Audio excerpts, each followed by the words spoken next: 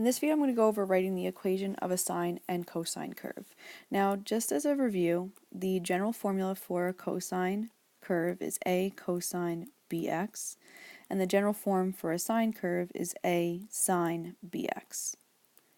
The a represents your amplitude, which is your distance from the midline, amplitude, and your b represents your frequency. Remember, amplitude is your distance from your midline, and frequency is how many curves you see between 0 and 2 pi. Also noted is period. Period is equal to 2 pi over b, which represents how long it'll take to make one full curve, whereas frequency tells you how many curves you see in this interval of 0 to 2 pi.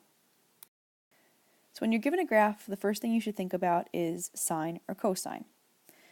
And just a review, sine looks like this. It starts at the origin and has a mountain and a valley. And then cosine starts at its maximum, goes down to its minimum, and then goes back to its maximum to make a full curve.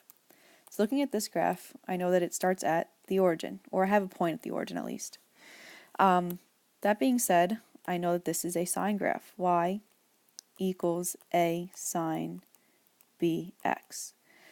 My distance from my midline is 4, because you can see that it goes to -4 and 4 from the middle. In this case, the midline is the x-axis.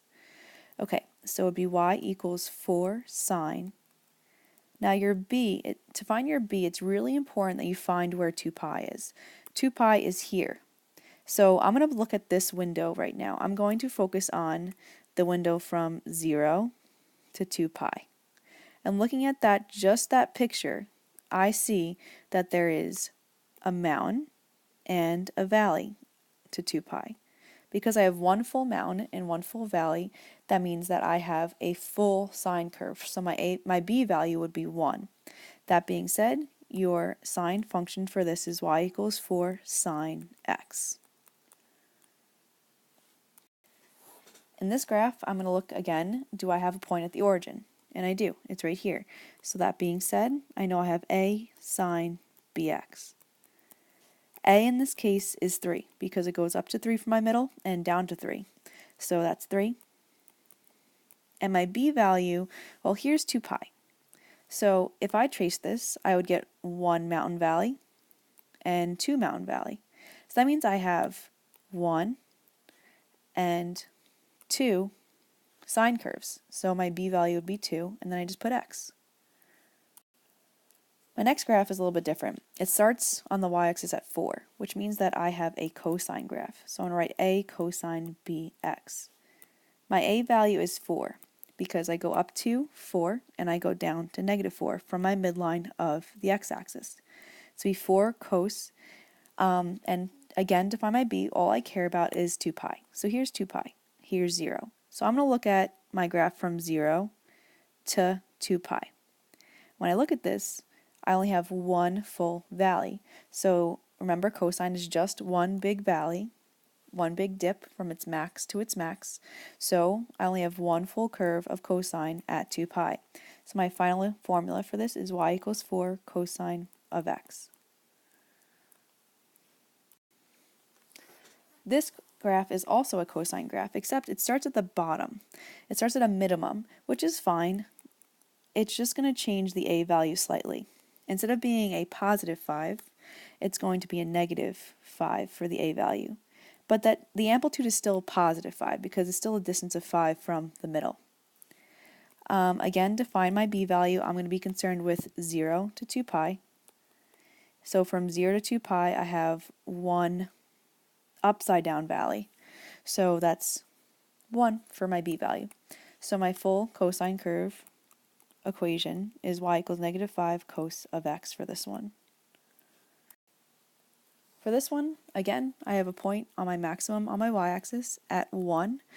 So I'm going to write y equals a cos bx because this is starting at a maximum, so it is a cosine curve.